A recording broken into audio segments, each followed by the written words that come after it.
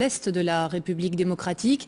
Le M23, acculé militairement, dit vouloir parvenir à une solution pacifique.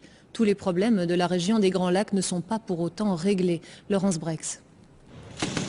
Quelques tirs de l'armée congolaise, mais les rebelles du M23 ne répondent plus. Alors l'armée régulière avance inexorablement. Les derniers combattants du M23 ont été chassés pendant la nuit.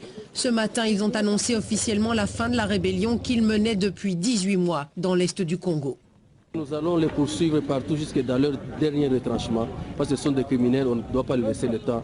Et ils ont longtemps martyrisé le peuple congolais et c'est le moment de faire la paix. Un retour au calme que la population du Nord Kivu n'osait plus espérer. La présence des rebelles a jeté sur les routes des centaines de milliers de personnes, fuyant les combats, mais aussi les crimes commis à l'encontre des civils. Ils violaient les femmes, on n'avait plus le droit de travailler.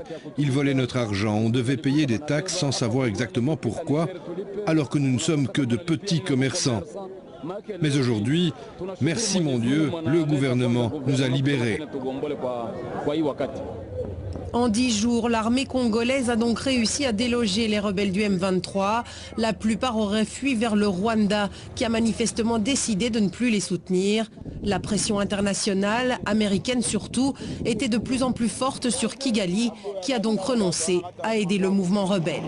En face, et pour la première fois, les casques bleus de la MONUSCO ont appuyé militairement l'armée congolaise lors des combats pour reprendre les derniers bastions encore aux mains du M23.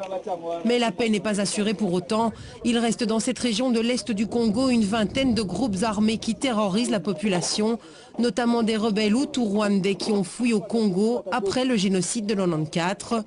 À Kinshasa, pourtant, des milliers de femmes ont manifesté aujourd'hui, choisissant de croire que la paix était possible dès maintenant.